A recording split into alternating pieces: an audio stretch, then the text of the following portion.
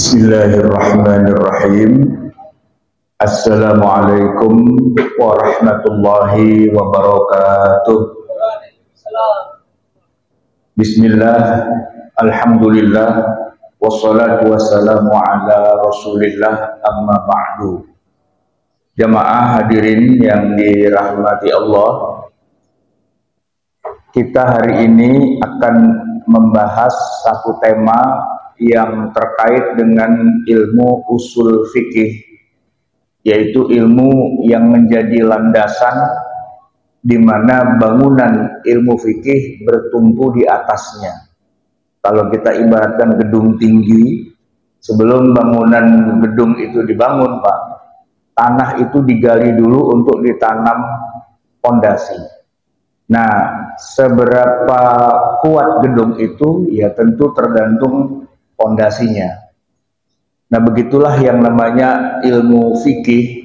Seberapa kuat dia ya tergantung dari usul fikihnya. Kata usul itu sendiri asalnya ya dari kata akar atau landasan atau sumber ya, yang menjadi sesuatu mayubna alaihi syai'un, sesuatu yang di atasnya diberikan beban pada dia agar dia bisa menumpu atau menopang bangunan tersebut.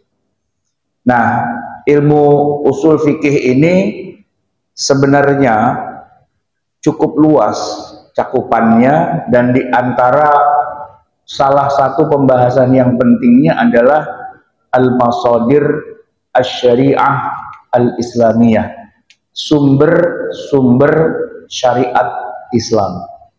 Nah, kita akan bahas tema yang satu ini, tapi tentu kita tidak akan bahas semuanya. Sebagaimana kita tahu, sumber-sumber hukum Islam itu bukan hanya Quran dan Sunnah saja, tapi juga ada ijma, ada qiyas, ada masoleh al-mursalah, ada istishab, ada saddu zari'ah, ada urf, qaul sahabi, syar'u man qablana, istihsan, dan yang lain-lainnya. Nah, memang kadang-kadang kalau buat ya masyarakat umum yang awam disebutin segitu banyak sumber syariat Islam, puyeng, Pak. Ya, biasanya yang disebut cuman Quran Sunnah, Quran Sunnah, Quran Sunnah, dah gitu aja. Padahal sebenarnya Quran dan Sunnah saja itu sebenarnya tidak terlalu banyak peranannya dalam menopang bangunan yang sedemikian besar, karena nanti kita akan membahas misalnya tentang kias yang justru malah merajai dibandingkan bahkan misalnya dengan Al-Quran itu sendiri ataupun dengan hadis itu sendiri, maka lebih banyak pondasinya itu berdasarkan kias.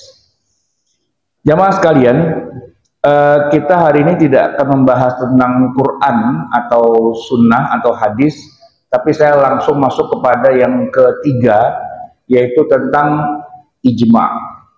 Karena kalau Quran dan hadis udah sering dibahas, nah kita langsung bicara tentang ijma. Secara bahasa, ijma itu bermakna al-azmu ala al-amri wa al-qata'u bihi. Al-azmu 'alal amri wal qata'u bihi. Artinya al-azam itu bertekad, 'alal amr pada satu ketetapan, wal qata'u bihi dan memutus di atasnya. Ya, bahasa kitanya adalah al-ittifaq atau kesepakatan. Jamaah sekalian, membaca Al-Qur'an ya dengan berbagai macam ayatnya, walaupun ya para ulama sudah menggunakan Al-Quran, tapi seringkali ya cara menarik kesimpulannya mereka itu tidak sama.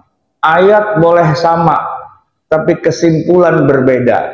Contoh, Pak, ketika misalnya ayat yang sudah sering kita bahas, aula mastumun nisa'a falam tajidu ma'a fatayammamu sa'idan thayyiba, dan seterusnya. Sebagian ulama mengatakan aula mastumun nisa, atau kamu menyentuh perempuan, memaknainya dengan makna zahir, apa adanya, harfiah. Menyentuh berarti kulit, menyentuh kulit. Nah, ini banyak digunakan oleh para ulama yang bermadzhab Asy-Syafi'i. Sehingga dalam pandangan mazhab Syafi'i, sentuhan kulit laki perempuan yang bukan mahram itu termasuk membatalkan wudhu. Ayatnya jelas, yaitu apa? Aula mastumun nisa.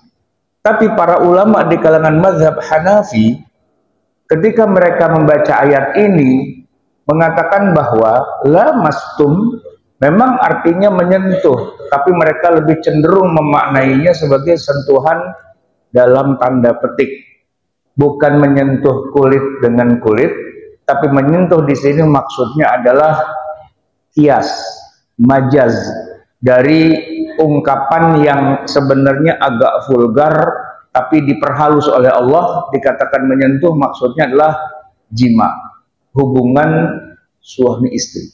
Aula mastumun nisa, kalau kamu habis hubungan suami istri.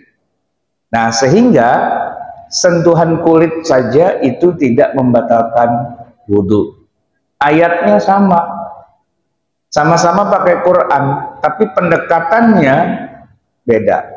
Nah, jadi jamaah sekalian, belum tentu sama-sama pakai Quran tapi kemudian hasilnya sama.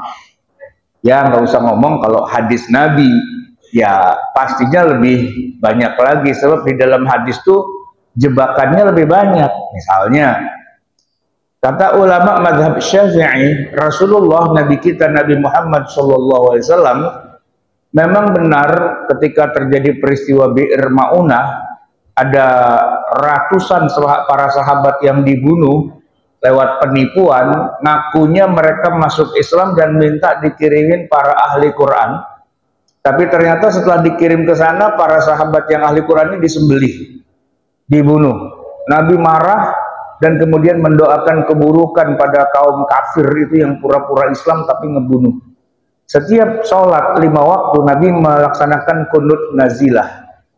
Nah, hadis tentang kunut nazilah semua sepakat ya, bahwa Nabi mendoakan keburukan. Zuhur kunut, asar kunut, maghrib kunut, isya kunut, subuh kunut selama 1 bulan. Tetapi setelah 1 bulan kemudian Nabi kemudian menghentikan kunut nazilah itu, jadi selama sebulan. Nah, tapi ada hadis yang digunakan oleh para ulama di kalangan mazhab Syafi'i yang mengatakan begini, illa salat al-fajr, kecuali khusus untuk salat fajar, salat subuh, fa innahu lam yazal yaqnutu, sesungguhnya Nabi tidak berhenti dari berkunut pada salat subuh itu. Setelah sebulan kunut 5 waktu, Pak, ya, dan berhenti, kecuali subuhnya beliau tidak berhenti. Beliau tetap melaksanakan kunut itu hatta faraqad dunya, sampai beliau meninggalkan dunia ini, artinya sampai wafat. Dan hadis ini setelah kita teliti dari berbagai macam sudut pandang ilmu hadis, ternyata memang perawinya thiqah. Perawinya itu orang-orang yang bisa dipercaya, ansiqatin, dan riwayatnya nyambung sampai kepada Nabi. Artinya valid bahwa Nabi tetap mempertahankan kunut sampai beliau meninggal dunia. Ini kata para ahli hadis, khususnya di kalangan mazhab Syafi'i. Maka mereka mengatakan kunut subuh itu walaupun tidak sampai pada wajib atau apalagi rukun, tapi setidak-tidaknya sunnah yang sangat dianjurkan. Kalau Anda sengaja tidak kunut atau lupa pada waktu sholat subuh, akan lebih baik Anda melaksanakan sujud sahwi. Kenapa? Karena Nabi tidak pernah meninggalkan kunut subuh. Tapi di kalangan para ulama mazhab Hanafi, walaupun hadis itu sahih perawinya, tapi mereka punya pendekatan yang berbeda. Sebuah hadis baru bisa kita terima dengan syarat yang meriwayatkannya harus jumlahnya banyak. Jangan cuma 1 jalur doang. Itu benar sih, itu bisa diterima gitu ya. Tapi pertanyaannya, kenapa cuman itu doang yang meriwayatkan? Yang lain itu kok nggak ada riwayat yang mengatakan kayak gitu. Jadi itu benar, tapi kurang mewakili publik gitu. Nah, ternyata pendekatan mazhab Hanafi mengatakan bahwa suatu hadis itu kalau yang meriwayatkannya banyak kita terima, tapi kalau yang meriwayatkannya sedikit kita nggak terima. Nah, sehingga riwayat yang menyebutkan bahwa Nabi tetap mempertahankan kunutnya pada waktu subuh, mereka tidak menerimanya. Jadi subuh itu tidak ada kunutnya, walaupun kalau Anda kunut nggak dosa, tapi juga nggak kudu, nggak harus, nggak wajib, ya istilah kata tidak terlalu dianjurkan lah gitu ya. Ada hadisnya, cuman kurang populer hadisnya, nggak banyak yang meriwayatkan. Nah, maka walaupun sama-sama pakai hadis, tapi cara mereka menarik kesimpulan dari sebuah skema hadis ternyata beda. Kalau dalam mazhab Syafi'i, biar kata jalur periwayatan cuma satu, tapi kalau perawinya semuanya siqah, itu disebut dengan hadis sahih. Maka dalam prinsip mazhab Syafi'i, idza sahhal haditsu fa huwa madhhabi. Kalau hadis itu sahih, nggak penting yang meriwayatkan cuma dikit, bahkan cuma satu, jalurnya ahad, tapi riwayatnya nyambung sampai Nabi, fa huwa madhhabi. Itu mazhabku. Nah, di dalam mazhab Hanafi nggak begitu, Pak. Hadis itu harus masyhur, harus jalur periwayatannya banyak. Kalau nggak banyak, nggak dipakai. Sama-sama pakai hadis Nabi, tapi narik kesimpulannya beda. Jadi jamaah sekalian, memang Al-Quran itu sumber yang sangat kuat, tapi tidak menutup kemungkinan sama-sama pegang Quran, tapi kesimpulannya beda. Apalagi hadis, sama-sama pakai hadis sahih, tapi cara memperlakukan hadis sahihnya itu yang beda. Maka hasilnya pakai Quran beda, pakai hadis beda. Nah, kita masuk yang nomor 3, ijma. Apa itu ijma? Ijma adalah, ya, apapun itu sumbernya, mau dari Quran, mau dari hadis, mau dari apapun, kalau mereka sepakat bulat, tidak ada perbedaan sama sekali, diterima secara bulat, itulah namanya ijma. Dan memang kejadian ijma itu jarang-jarang, Pak. Kebanyakan para ulama itu, mereka kan pakar Quran, pakar hadis, ya kan, jago-jago dalam masalah menarik kesimpulan hukum. Ya, namanya juga fuqaha, namanya juga mujtahid. Tapi yang namanya hasilnya kok beda, ya itu wajar. Cuma Pak, barang langka. Kalau seluruh mujtahid sepakat pada satu hal, itu barang langka. Nggak jarang-jarang kejadian. Tapi kalau ditanya apakah ada? Ada. Apa itu? Nah, ini yang lagi kita bicarakan. Itulah yang namanya ijma. Nah, jadi ijma itu Pak, ittifaqu jami'il mujtahidina min ummati Muhammadin sallallahu alaihi wasallam fi asrin ma ba'da asrihi ada amrin syar'iyyin. Kesepakatan dari semua mujtahid dari umat Nabi Muhammad SAW pada satu masa tertentu, ya, setelah selesainya masa kenabian Muhammad, pada masalah-masalah yang bersifat syar'i, gitu. Kalau kesepakatannya terjadi pada masa Nabi nggak dihitung. Ya ada Nabi, siapa yang berani ngelawan, gitu kan? Ini Nabi udah meninggal, Pak. Nabi meninggal, kok umat Islam, kok para sahabat gitu ya, para generasi berikutnya, apakah sahabat, apakah tabi'in, tabi'un tabi'in dan seterusnya sampai sekarang, kok bisa kompak kesimpulannya adalah ijma gitu ya? Ya udah, berarti itu keren. Dalam arti tidak ada khilafiyah di antara seluruh kaum muslimin. Kalaupun ada yang berbeda pendapat, ya, berarti dia bukan orang Islam. Berarti bukan. Contohnya apa, Pak? Ya contohnya gampang. Sholat 5 waktu itu ijma, Pak.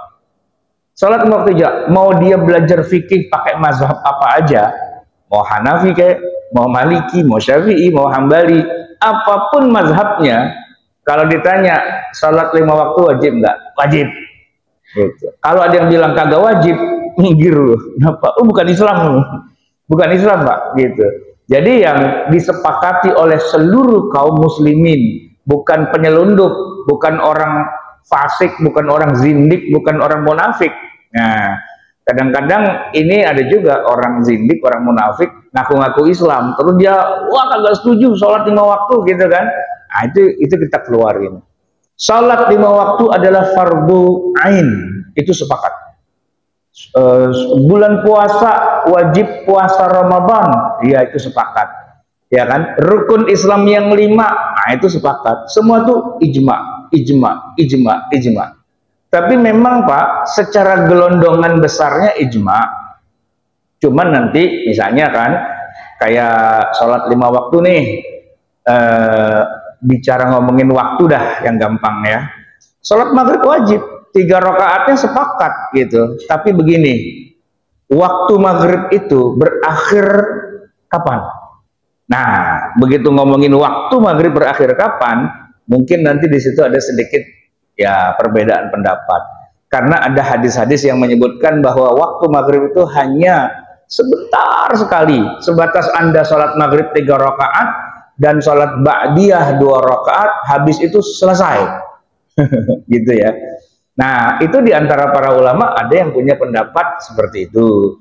Nah, yang lain biasanya enggak. Ya waktu maghrib habisnya dengan datangnya waktu isya, misalnya ya.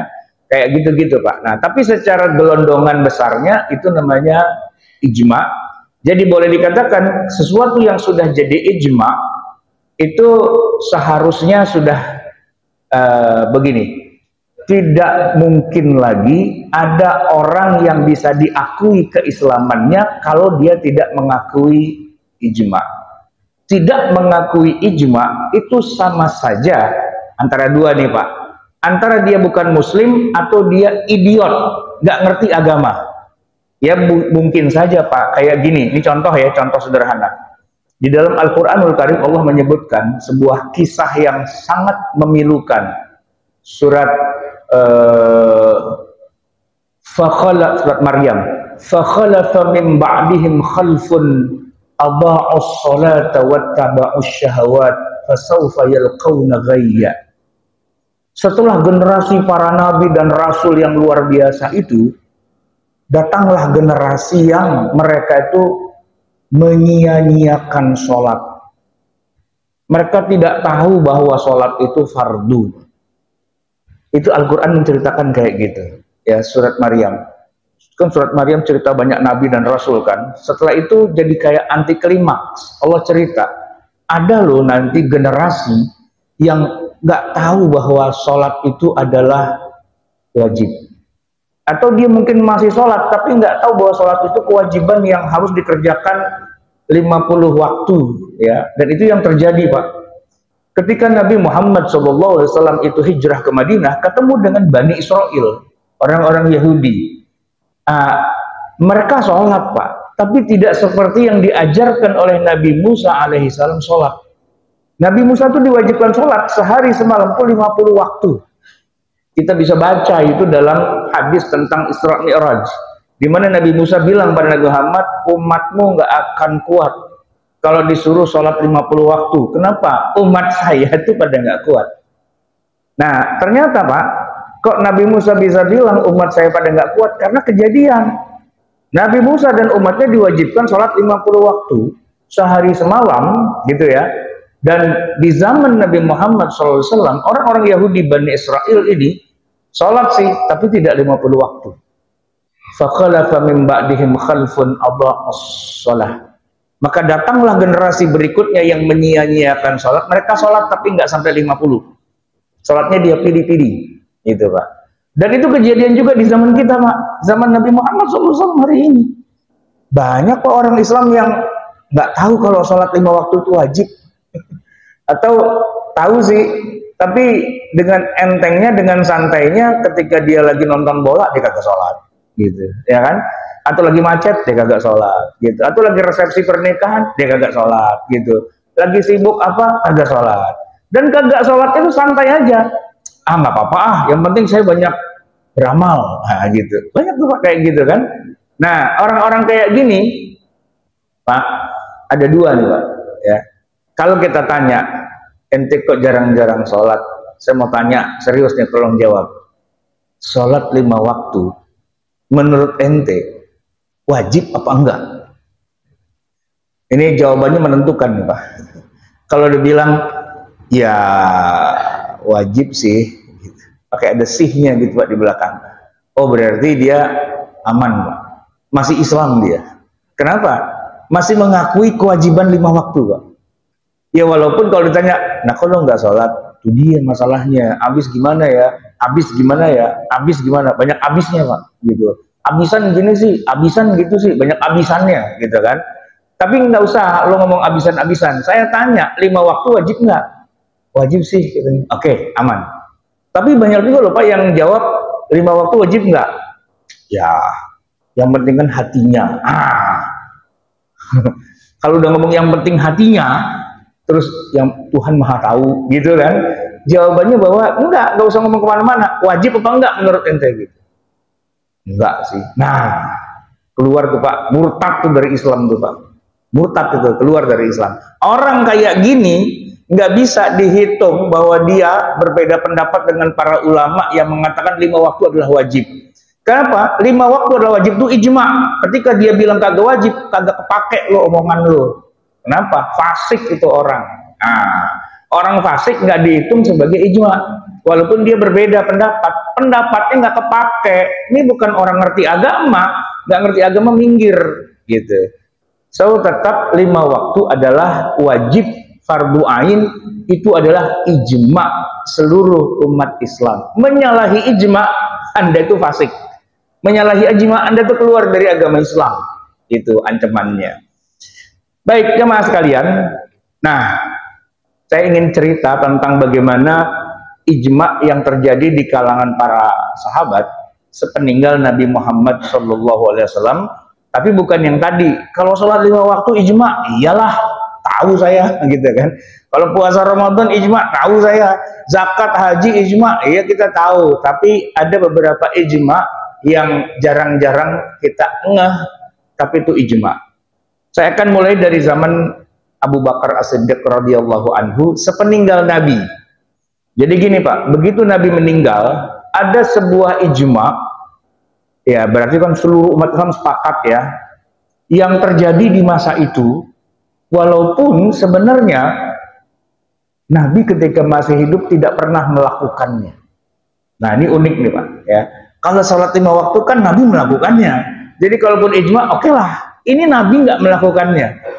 Oleh karena itu ketika awal mula sebelum terjadinya ijma itu baru muncul usulan, yang nolak banyak. Cuman setelah duduk bareng, dipikir-pikir ulang, ditimbang-timbang, iya juga sih, gitu ya. Sampai akhirnya jadi ijma, itu menarik. Apa itu? Jam'ul Quran. Ya, mengumpulkan Al-Quran dalam satu bundel. Itu kejadian di masa Nabi SAW itu belum. Kejadian kayak gitu belum. Quran sudah ditulis Pak di masa Nabi. Setiap ayat Quran turun, Nabi punya 43 orang penulis wahyu yang resmi. Selain yang masing-masing nulis sendiri-sendiri, tapi yang ditunjuk dan diangkat resmi oleh Nabi, PNS, itu 43 orang. Ada Zaid bin Sabit, ada Ubay bin Ka'ab, dan yang lain-lainnya. Nah, bahwa Quran sudah ditulis, iya. Tapi asal tahu aja Pak, Quran itu turunnya Pak, acak. Dia tidak urut sesuai yang ada di mushaf, ya kan? Bahkan baru 5 ayat turun Iqra, nggak diterusin Pak. Loncat pindah ke Al-Muzammil, ke Al-Muddathir, ke Al-Fatihah, ke yang lain-lain gitulah, acak. Kadang-kadang ada ayat yang udah turun di Mekah, di Madinah turun lagi. Sehingga, wah, grecok banget itu Pak, ya kan? Tapi semua ditulis. Nah, akhirnya sampai kepada mushaf yang kita kenal sekarang, yang di awalnya Al-Fatihah, kemudian Al-Baqarah, Ali Imran, An-Nisa, Al-Ma'idah, dan sebagainya. Itu kejadiannya udah di hari-hari terakhir kehidupan Nabi, yaitu bulan Ramadan terakhir ketika Nabi iktikaf. Sebulan lamanya Jibril itu menjelaskan kepada Nabi atau meminta Nabi untuk membaca Al-Quran dari awal sampai akhir, yang urutannya adalah Al-Fatihah dulu, kemudian Al-Baqarah, kemudian Ali Imran, An-Nisa, Al-Maidah, Al-An'am, Al-A'raf, Al-Anfal, At-Taubah, Yunus, Hud, Yusuf, dan Ar-Ra'ad, Ibrahim, dan seterusnya gitu ya. Nah, itu udah di hari-hari terakhir, Pak. Di hari-hari terakhir. Tadinya turunnya acak, tapi setelah menjelang Nabi wafat, itu Jibril meminta Nabi untuk membaca semua, tapi dikasih tahu urutannya gini, ya kan? Selesai itu, Pak, Nabi kemudian mengajarkan itu semua kepada para ahli Al-Quran di kalangan para sahabat. Jadi ya kemudian mereka tahu, oh kalau baca Quran urutannya kayak gitu tuh, gitu ya. Belum sempat ditulis, belum sempat disusun, Nabi meninggal. Nah, jadi Pak, di kepalanya para sahabat Quran yang urut udah ada, tapi di kepala, belum secara fisik, gitu kan? Begitu Nabi meninggal, Abu Bakar maklumatkan perang kepada Nabi palsu Musailamah Al-Kadzdzab dan meminta para sahabat untuk angkat senjata perang melawan pasukan orang kafir murtad itu di Yamamah, dalam perang Yamamah. Para ahli Qur'annya Nabi ini, Pak, semuanya ikut perang, ya kan? Dan banyak yang gugur dari mereka, sampai ada 70 syuhada dari kalangan yang tadi sudah tahu urutan Al-Quran dengan benar. Khawatirlah Umar, ini kalau pada begini terus, pada mati, ntar kita nggak tahu urutannya kayak gimana. Datanglah Abu Bakar, Umar kepada Abu Bakar, wahai Khalifatul Rasulullah, saya punya sebuah kekhawatiran. Ini kalau perang berlarut-larut dan para penghafal Quran yang tahu urutannya itu semua pada wafat, kita jadi nggak punya sesuatu yang bisa kita jadikan sebagai pedoman. Gimana kalau Anda bikin proyek? Apa? Semua tulisan Quran yang sudah pernah ditulis oleh para sahabat dikumpulkan dan diurutkan jadi satu, sesuai dengan apa yang ada di kepala kita secara fisik, gitu. Kata Abu Bakar, saya agak suka usulan ente. Kenapa? Ada-ada aja. Kalaupun itu penting, pasti Nabi dari dulu udah nyuruh. Nabi nggak pernah nyuruh. Ente tahu kan, Nabi nggak pernah nyuruh kayak gitu. Iya sih. Ya terus kenapa kita harus susun? Allah tuh yang menjaga Al-Quran, gitu. Ya kan? Inna nahnu nazzalna dzikra wa inna lahu lahafizun. Allah yang menurunkan Quran, Allah yang menjamin keasliannya. Ente gak usah khawatir kayak gitulah Umar. Gitu. Tapi ini penting Abu Bakar, ya kan? Bayangkan, Allah menjaganya lewat apa? Ya lewat hafalannya kita. Nah kalau kitanya pada mati semua, terus di mana lagi menjaganya? Gitu Pak. Abu Bakar langsung bengong. Iya juga sih. Masa Allah turunkan lagi Quran lewat Jibril gitu kan? Enggak. Kan udah ada di kepala kita semua. Tapi kalau kitanya pada mati gimana? Ya kan bukti tertulisnya harus ada. Dan cuma tinggal kumpulin doang, urutin ini Fatihah, ini Ali Imran, ini Al-Baqarah, Ali Imran dan sebagainya, gitu doang. Aduh, pusing saya dengerin ente Umar. Dah, saya pulang dulu aja, kata Abu Bakar. Ntar saya pikirin di rumah, gitu. Pak Abu Bakar di rumah, kagak bisa tidur, kagak bisa makan, pikirin pikirannya Umar, gitu kan. Dia yang ngomong, gue yang puyeng, gitu kan. Puyeng juga Pak Abu Bakar, gitu. Berhari-hari, gitu kan, dia merenung-renung, gitu kan. Di satu sisi, bener sih Umar tuh ngomongnya tuh bener dia. Cuman kenapa ya Nabi kagak pernah bilang kayak gitu? Kan Nabi belum lama meninggal. Nggak ada tuh beliau bilang, nanti dikumpulin, nanti begini, enggak, gitu. Kayak Nabi main meninggal aja gitu, nggak pesan-pesan apa-apa. Kan kalau ini penting harusnya Nabi ngomong dong, gitu. Tapi dipikir-pikir, Umar juga bener sih, gitu kan. Berapa hari tuh ya, dia nggak enak makan, nggak enak tidur, sampai suatu ketika tiba-tiba ting, Allah melapangkan dada Abu Bakar. Dia langsung, oke, Umar bener. Panggil Umar, nah, sini saya ngomong. Apa ya Abu Bakar? Setelah saya pusing berhari-hari mikirin, hari ini saya mendapatkan kelegaan dalam hati. Apa tuh? Ente bener. Kita susun ulang nih Quran. Oke, deal. Deal kan? Ya udah, karena emang ente bener. Udah, kalau gitu sekarang gini, siapa yang kita suruh? Ya timnya penulis Qurannya Rasulullah lah, yang paling topnya tuh Zaid noh, gitu. Oke, panggil Zaid. Zaid dipanggil. Zaid datang kan, ada Abu Bakar, ada Umar. Zaid, kumpulin semua. Zaid bengong. Hah? Kumpulin bagaimana? Itu semua yang udah ditulis, semua kumpulin, urutin dari awal sampai akhir. Kata Zaid, sebentar. Kalau memang ini pekerjaan benar, harusnya Nabi udah ngomong dari dulu. Saya yang nulis Quran tiap hari. Mana pernah Nabi nyuruh-nyuruh kayak gitu? Nggak pernah. Jadi ini sesuatu yang bid'ah, kata Zaid. Kagak ada ini begini-beginian. Nabi kagak nyuruh. Lagian kalau khawatir Quran hilang, Allah yang menjamin, inna nahnu nazzalna dzikra wa inna lahu lahafizun. Kenapa kita yang pusing gitu? Kata Abu Bakar, udah lu pulang aja dulu, Gidah, lu pikirin sendiri di rumah. Zaid pulang, Pak. Kagak enak makan, kagak enak tidur dia berhari-hari. Sampai akhirnya ting, Allah lapangkan dadanya Zaid. Udah berapa hari datang Abu Bakar, saya mau lapor. Kenapa? Bener juga antum. Bener juga, emang harus kita susun ya? Lah iya. Enggak, saya mikirnya gini, Nabi tuh nggak pernah nyuruh, tiba-tiba saya disuruh begini, mendingan saya suruh pindahin Gunung Uhud ke sono ke sini tuh lebih gampang. Ini sesuatu yang besar loh, menyusun kembali Al-Qur'an gitu loh. Lah iya, makanya saya suruh ente gitu. Ya udah, bismillah, kerjain, Pak. Ya nggak susah, di kepalanya hafal Quran. Tinggal cari, wah ini Fatihah, wah ini Al-Baqarah nih, ini ayat sekian nih, oh ini ayat sekian, susun sama dia. Ya kan, nggak sampai setahun jadi, serahin kepada Abu Bakar. Abu Bakar, nih, ya udah, ini jadi standar kita ya. Apapun yang terjadi, perang, kita mati, kita apa dan sebagainya, ini dijaga. Ini menjadi harta umat Islam, sebuah kitab suci yang sudah urut, ada di kepala kita, dan sekarang ada dalam bentuk fisiknya. Dan pada saat itu Pak, seluruh sahabat sepakat, itulah mushaf kita. Itulah mushaf kita. Nah itu Pak, benda yang tidak pernah ada di zaman Nabi, tapi baru ada di zaman Abu Bakar, tapi seluruh sahabat itu ijma, kita butuh mushaf itu. Nah, kalau hari ini ada orang bilang sesuatu yang tidak ada di zaman Nabi baru muncul kemudian adalah bid'ah, mushaf Al-Quran itu Pak, benda paling bid'ah, gitu.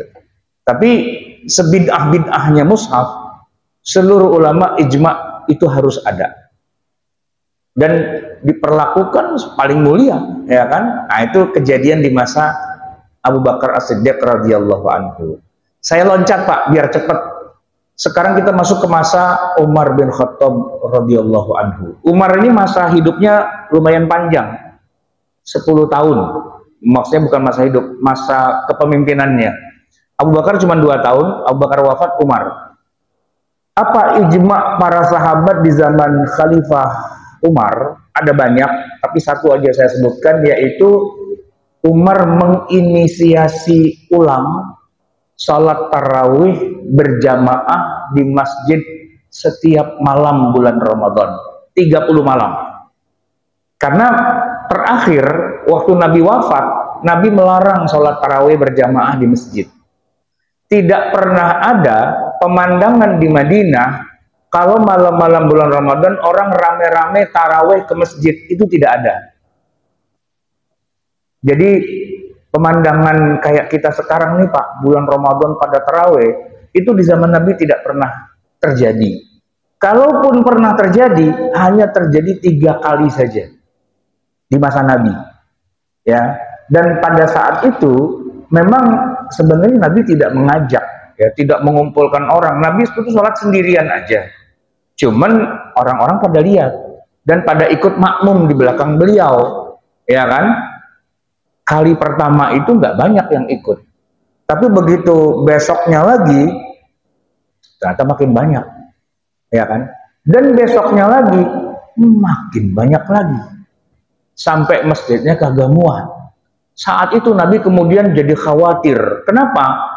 Gini Pak, ini puasa Ramadan berat, ya, dari pagi, dari subuh sampai maghrib, wajib itu Pak. Kalau kemudian nanti sholat berjamaah rame-rame di masjid setiap malam itu diwajibkan, wah, Nabi itu nggak tega.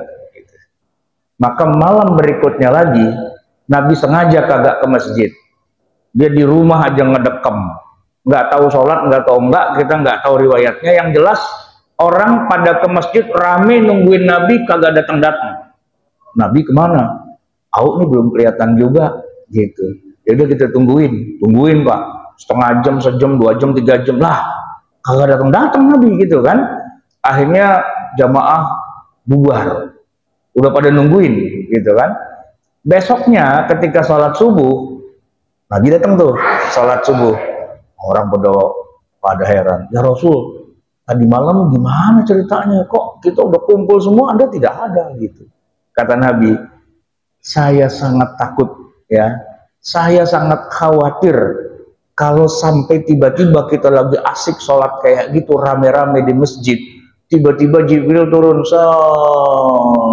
oke, wajib ya tiap malam, ngejret kita semua. Saya sangat khawatir hal itu terjadi. Oh gitu ya Rasul. Iya juga sih ya, orang kita puasa sepanjang siang, malamnya jadi wajib. Enggak dah. Jadi Pak, sejak malam itu sampai malam-malam berikutnya tidak ada jamaah tarawih di Masjid Nabawi. Tahun depannya ya nggak ada. Tahun depannya nggak ada. Sampai Nabi wafat tidak ada jamaah tarawih di masa Rasulullah Shallallahu Alaihi Wasallam. Gitu kan? Dah Nabi meninggal, di masa Abu Bakar juga nggak ada orang tarawih berjamaah itu. Sampai akhirnya di masa Umar. Nah, waktu di masa Umar, bukannya nggak ada orang sholat ke masjid, cuman gini Pak, semua pada ke masjid, tapi sholatnya sendiri-sendiri. Sono pada sholat sendiri-sendiri, gitu kan? Kata Umar, nggak gini. Waktu itu kita pernah sholat tarawih berjamaah di masa Nabi, satu jadi imam, yang lain makmum. Gitu. Cuman diliburkan sama Nabi untuk seterusnya karena takut diwajibkan. Ya, fa inni khasyitu an tuftarada 'alaikum, kata Nabi. Nah, tapi sekarang kan masa kenabian sudah selesai. Jibril udah nggak mungkin datang lagi. Kagak mungkin kalau sekarang kita bikin sholat tarawih gitu misalnya, tiba-tiba Jibril turun dan bilang wajib ya, gua jadi nabi itu berarti gitu kan? Ya enggak lah, gitu. Maka kata Umar, berarti jangan pada sholat sendiri-sendiri. Nyok, kita sholatnya berjamaah, bareng-bareng. Seperti di zaman Nabi. Pada saat itu semua bilang, iya sih, harusnya kayak gitu. Iya sih, gitu kan. Nah, karena Khalifah Umar yang menginisiasi, maka mereka sholat berjamaah. Cuman kata Umar, saya imam 5 waktu. Kalau buat yang begini nih, saya suruh itu aja tuh, Ubay. Maju Ubay maju. Ubay bin Ka'ab. Dia anak muda, 18 tahun umurnya. Maju ke depan, ente jadi imam, kita semua jadi makmum. Ente baca Quran, gitu kan? Baca tarawih itu syukur-syukur bisa khatam dalam sebulan. Nah, dari situlah kemudian salat tarawih itu dilaksanakan dengan membaca Al-Quran yang kira-kira targetnya sebulan tuh khatam. Ya tentu mereka melaksanakannya sesuai dengan petunjuk dari Nabi pada masa itu dan dilakukan gitu. Dan tahun Ramadan tahun itu mereka full tarawih berjamaah, tahun depannya full berjamaah, terus sampai Umar wafat, diteruskan Utsman, diteruskan Ali, terus sampai gini hari Pak. Itu adalah ijma'us sahabah yang di masa Nabi nggak ada. Tapi semua sahabat tahu bahwa maksudnya memang suruh jamaah, cuman waktu itu ada alasan kenapa tidak boleh jamaah rame-rame, takut diwajibin. Begitu takut diwajibinnya udah hilang, nah barulah kemudian dijalankan lagi. Para sahabat itu berijma tentang itu. Tapi Pak, kadang-kadang ada juga Pak, masjid yang tidak menyelenggarakan salat tarawih berjamaah. Ada. Dekat rumah saya itu Pak. Jadi bulan Ramadan, ada orang kecelek, dia datang ke masjid itu Pak, sholat isya. Begitu selesai sholat isya, langsung tutup, masjidnya dikunci. Lah, agak ada tarawih katanya gitu. Agak ada, gitu kata yang punya masjid. Soalnya tidak ada tarawih berjamaah di masjid di masa Nabi katanya. Iya juga sih, tapi nggak gitu. Emang di masa Nabi nggak ada jamaah, tapi setelah itu di masa Umar ada. Dan kita mengikuti bukan hanya Nabi, tapi juga mengikuti yang pada masa Umar, karena di masa Nabi tidak dilakukan karena ada alasannya, gitu. Baik, jamaah sekalian, yang terakhir yaitu di masa Khalifah Utsman bin Affan radhiyallahu anhu. Ini kisahnya lain lagi. Di zaman Khalifah Utsman, Masjid Nabawi itu, Pak, kemudian oleh Khalifah dibongkar bangunan yang lamanya karena beliau berhasil membeli tanah-tanah di sekitaran masjid untuk diperlebar dan diperlebar. Soalnya bukan apa-apa, sholat 5 waktu aja itu udah kagak muat. Jadi sepeninggal Nabi, Madinah tuh menjadi objek migrasi dari orang dari mana-mana dan udah nggak muat gitu, ya kan? Maka Khalifah Utsman itu kemudian melebarkan Masjid Nabawi sehingga saking lebarnya itu, Pak, saking lebarnya kalau ada muazin azan, Pak, yang denger cuma di masjid itu doang, di luar masjid nggak ada yang denger, saking gedenya. Kita coba, Pak, di sini mau nggak? Tapi jangan pakai speaker, azan, Pak, di sini, ya kan? Satu ruangan masjid denger, Pak, tapi yang di sono, yang di luar kagak denger. Kenapa? Ya karena masjidnya gede. Nah, Masjid Nabawi itu dilebarin segitu, Pak. Ya kalau orang di masjid mah denger. Tapi kalau di luar pagar masjid udah nggak denger. Kenapa nggak? Ada mikrofon zaman segitu, ya kan? Nah, ini kalau untuk sholat jadi agak susah. Wabil khusus untuk sholat Jumat. Nggak ada yang denger azan itu. Padahal bunyi ayatnya kan gini. Ya ayyuhalladzina amanu idza nudiya lis-salati min yaumil jumu'ati fas'au ila dzikrillahi wa dzarul bay'. Kalau dipanggil kamu untuk sholat Jumat, idza nudiya, begitu azan wajib datang. Dan itu nggak bisa enggak. Beda dengan sholat 5 waktu, Pak. Sholat 5 waktu wajib datangnya itu tergantung. Ya, apa? Kalau denger wajib datang. Kalau nggak denger nggak wajib, ya kan? Tapi kalau sholat Jumat nggak bisa, Pak. Kenapa? Karena sholat Jumat cuma ada satu doang di Masjid Nabawi. Masjid yang lain nggak boleh menjalankan sholat Jumat. Tidak boleh ada 2 sholat Jumat dalam satu kampung, dalam satu daerah, gitu kan? Dan itu terjadi pada masa Nabi. Masalahnya, orang yang rumahnya di luar Masjid Nabawi, samping, itu kagak dengar. Kalau dia nggak datang, dia dosa. Gitu. Dan nggak boleh sholat Jumat sendirian.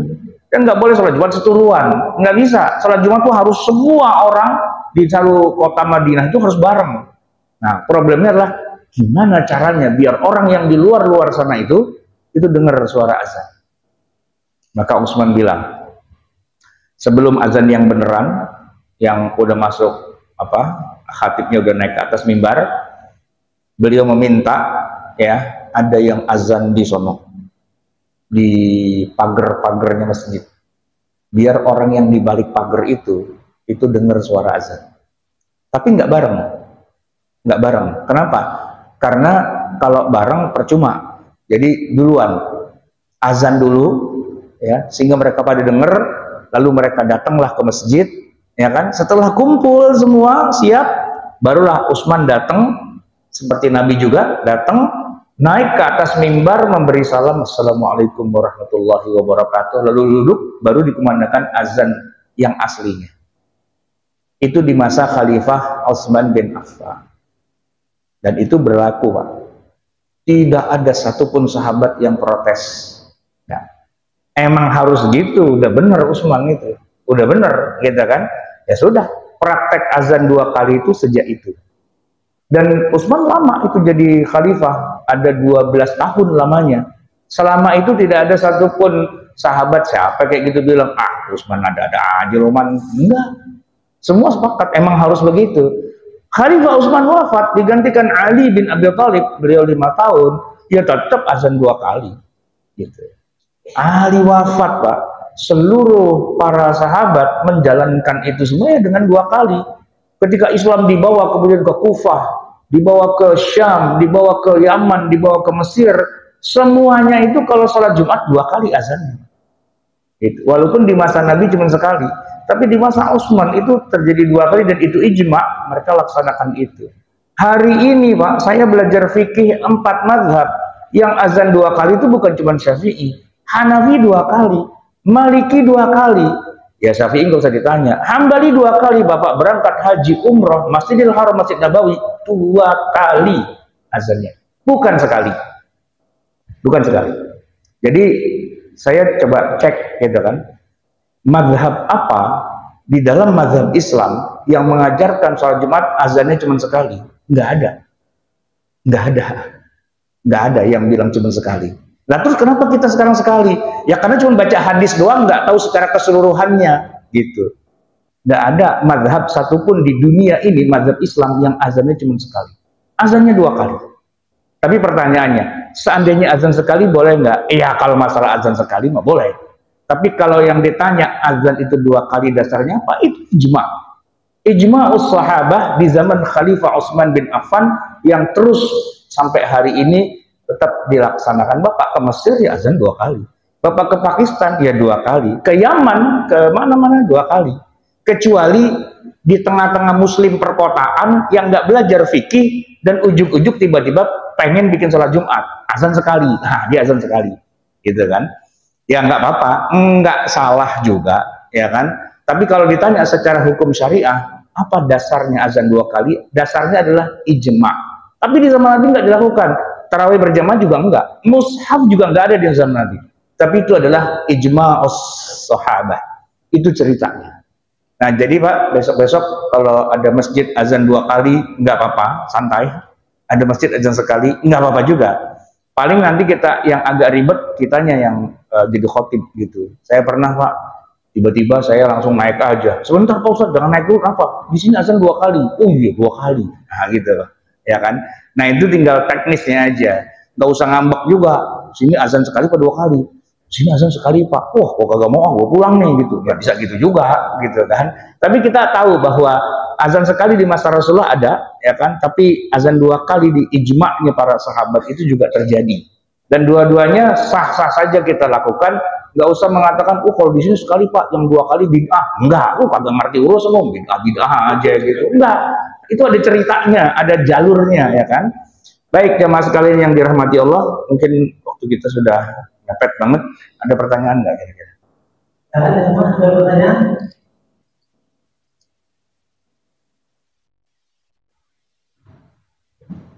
Setelah dari luar ya. Yang disampaikan pertanyaannya tentang bahwa dana-dana yang dimasukkan dari gratifikasi atau apapun lah yang atau kayak misalnya di bank kan lembaga konvensional mungkin ada yang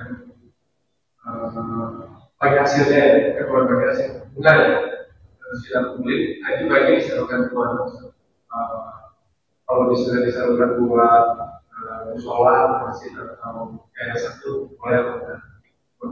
Maksudnya dana bantuan dari bank konvensional. Bukan kita punya dana yang dari hasil bunga dia bulan itu.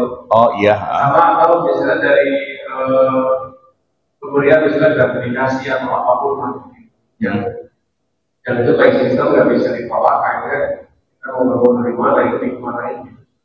Ya, maksudnya kita nyimpen duit di bank gitu ya, lalu ada bunganya. Bunganya boleh dimakan apa enggak gitu kan ya? Iya kan? Ya jadi gini Pak, masalah bank ini memang saya menulis sebuah buku judulnya Bank Konvensional, judulnya begitu. Di dalamnya saya cantumkan sekian banyak fatwa para ulama kontemporer yang mengharamkan bunga bank dan mengharamkan untuk bermuamalah. Jadi konsistennya gini, kalau dibilang bunganya haram, maka bermuamalahnya juga ikut haram. Nah, tapi masalahnya adalah begini Pak, banyak ustadz, banyak ulama, kita hargai pendapatnya yang mengatakan bunga bank haram, cuman yang jadi masalah, dia tetap bermuamalah dengan bank itu. Bahkan bukan hanya bermuamalah, diundang ceramah mau, gitu Pak, diundang ceramah di bank itu mau, katanya haram. Tapi kalau diundang mau, beda katanya. Kalau diamplopin nggak apa-apa, tapi kalau bunga bank nggak boleh gitu. Oh gitu.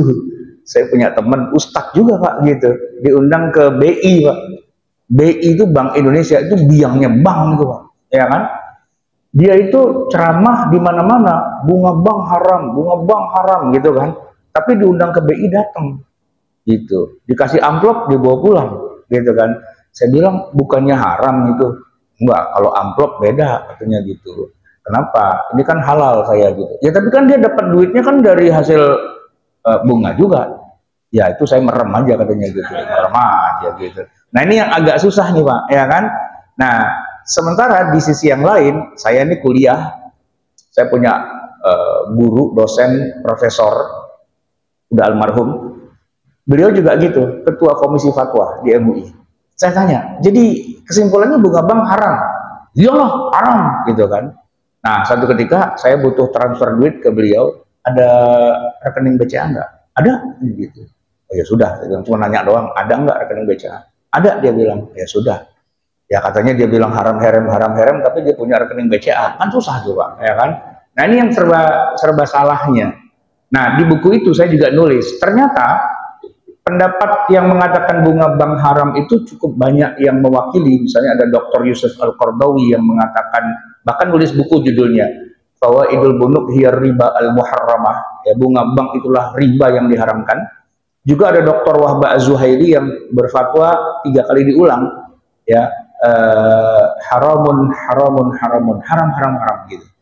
Nah rupanya pendapat mereka ini sangat berbekas di kalangan aktivis dakwah di Indonesia. Maka dakwahnya para ustadz ini rata-rata mengharamkan bunga bank. Cuman yang dia nggak bisa kasih solusinya, bagaimana dengan bermuamalah dengan banknya. Ternyata mereka tetap takiyah gitu Pak, sambil bilang haram sambil punya rekening, sambil bilang haram sambil ya nggak bisa enggak gitu kan. Oke, bagian kedua dari buku itu saya mengutip fatwa para ulama di Al-Azhar Mesir dan juga di Darul Ifta Al-Misriyah. Cuman yang ini nih di Indonesia belum terlalu terkenal, cuman kalau di Mesir terkenal. Darul Ifta dan Al-Azhar dulunya juga sama-sama mengharamkan bunga bank, tapi mereka nampaknya belajar lebih dalam lagi gitu ya, lebih deep lagi, dan kemudian menemukan bahwa sebenarnya ilat keharamannya nggak kita temukan, karena apa yang disebut sebagai riba gitu ya, dengan praktek dari bank itu kan gini ya, bank itu kan mengumpulkan dana dari masyarakat, lalu diinvestasikan di dunia usaha, lalu mereka bagi hasil, ya kan, untungnya dibagi ke bank, lalu banknya mengembalikan lagi. Mau itu bank syariah ataupun itu bank konvensional, bedanya cuma masalah istilah doang, tapi struktur dasarnya itu sama gitu, struktur dasarnya, ya kan. Nah sehingga mereka membuat fatwa yang agak beda gitu, bahwa akad antara bank dengan orang yang naruh duit itu bukan akad pinjam, dan kita tidak meminjamkan uang kepada bank. Pak, Bapak punya duit taruh di bank pasti kan? Semua pasti punya rekening. Akadnya waktu kita masukin duit setor di ATM store tunai, ya kan, atau ke ke kantornya bank itu yang ngantri gitu ya, naruh, itu akadnya apa? Wahai bank, aku pinjamkan uangku 5 juta ini kepada Anda dengan syarat tiap bulan Anda harus bayar bunganya kepada saya. Begitu nggak bunyinya? Enggak begitu. Akadnya itu bukan meminjamkan uang. Enggak. Akadnya apa Pak? Ya, akadnya nggak jelas. Nggak jelas. Dibilang dititip, iya saya dititip. Tapi orang nitip Pak, misalnya gini, saya kesini naik motor saya titip. Sebelum masuk ngetep, begitu keluar ngetep lagi, berkuranglah duit saya. Karena waktu nitip tuh harus ada jasa titip, ya kan gitu. Nggak mungkin Pak, saya datang ke sini naik motor, begitu keluar saya dikasih duit, nggak mungkin gitu, ya kan. Itu bukan titip dong, bukan. Kalau jadi mungkin gini, saya datang terus ada yang jaga parkiran, nah motor saya dipakai itu muter-muter buat ngojek. Nah begitu udah selesai, ini duit hasil ojeknya bagi 2 ya, kan gitu. Itu namanya bagi hasil gitu kan. Nah bank kan prinsipnya itu sebenarnya. Nah dari sanalah mereka mengatakan bahwa akadnya itu sebenarnya bukan akad pinjam lalu kena bunga. Enggak, harus dikoreksi ulang itu cara berpikir seperti itu yang konvensional kayak gitu. Enggak, akadnya bank itulah akad yang disebutkan al-uqud ghairu musamma, tidak terdefinisikan akadnya. Dibilang pinjam pastinya bukan, dibilang titip juga bukan. Lalu apa? Ya istismar, yang paling dekat investasi. Bang, saya punya duit tolong dong lu puterin duitnya, ntar kalau ada hasilnya kita bagi. Gitu. Itu yang paling dekat. Nah kalau akad istismar dari dulu juga boleh Pak. Sangat amat sangat boleh sekali lah deh dong sihnya kan gitu. Ya kan? Nah maka apa yang difatwakan oleh Al-Azhar di Mesir dan juga Darul Ifta itu sangat bertentangan dengan yang difatwakan oleh ustadz-ustadz di Indonesia di MUI dan sebagainya. Nah saya tulis itu Pak dalam buku saya. Anda mau pakai pendapat yang dari ini boleh, silakan. Cuman satu aja nasihat saya, konsisten ya. Jangan bilang orang herem, tapi Anda pakai. Gitu. Nah, alternatifnya ada juga pendapat para ulama di Al-Azhar loh. Ini bukan sembarangan. Ini lembaga yang sangat kredibel, udah 1000 tahun usianya. Darul Ifta Al-Masriyah itu ulama semua itu. Dan mereka bilang, ah itu bukan akad riba itu. Jadi aman. Gitu Pak. Nah sejak itu saya kalau ditanya hukum bunga bank itu riba apa enggak, saya kasih bukunya aja. Tuh, lu pakai yang mana terserah. Pakai yang pertama bilang haram boleh, mau yang kedua juga oke-oke aja. Gitu. Cuman kalau mau bilang haram, sebaiknya Anda konsisten. Janganlah pakai produk bank, karena bank itu najis tralala. Jangan pakai sedikit pun produknya. Produknya bukan cuma bunga bank, Pak. Duit itu, rupiah itu produk bank itu. Coba buka duit 100 ribuan itu ada tulisan Banak Indonesia. Ini bank, biang kerok ini bank, Pak. Ya kan? Anda haram pakai uang rupiah. Kenapa? Karena itu produk bank. Anda kalau mau belanja bawa emas, bawa perak, bawa gandum, bawa garam, sebagaimana di masa Rasulullah SAW. Puyang situ Pak, gitu kan? Tapi mau pakai pendapat itu silahkan aja. Saya hormat, respect dengan pendapat-pendapat itu, gitu kan? Nah, cuman yang jadi masalah adalah ya tadi itu pertanyaannya. Jadi antum mau pakai yang mana? Yang bilang haram atau yang bilang halal? Terserah, aman-aman aja, gitu ya. Karena itu sesuatu yang baru ada di zaman sekarang. Di masa nanti nggak ada bank itu. Kan baru ada 100 tahun terakhir ini aja perbankan seperti yang kita kenal. Oke, ada lagi Pak pertanyaan?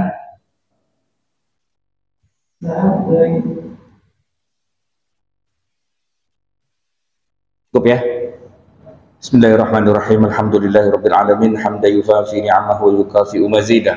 Ya Rabbana lakal hamdu wa lakal syukru kama yanbaghi li jalali wajhika wa li'azimi sultanik. Allahumma shalli wa sallim wa barik ala sayyidina Muhammad wa ala ali sayyidina Muhammad. Rabbana zalamna anfusana wa illam taghfir lana wa tarhamna lanakunanna minal khasirin. Rabbana amanna bima anzalta wa taba'na ar-rasula faktubna ma'asy syahidin. Rabbana la tuzigh qulubana ba'da idh hadaytana wa hab lana min ladunka rahmatan innaka antal wahhab. Rabbana atina fid dunya hasanah wa fil akhirati hasanah wa qina adzabannar. Wa sallallahu ala sayyidina Muhammadin wa ala alihi wa sahbihi wa sallam. Subhana rabbika rabbil izzati amma yasifun wa salamun alal mursalin walhamdulillahi rabbil alamin. Wassalamualaikum warahmatullahi wabarakatuh.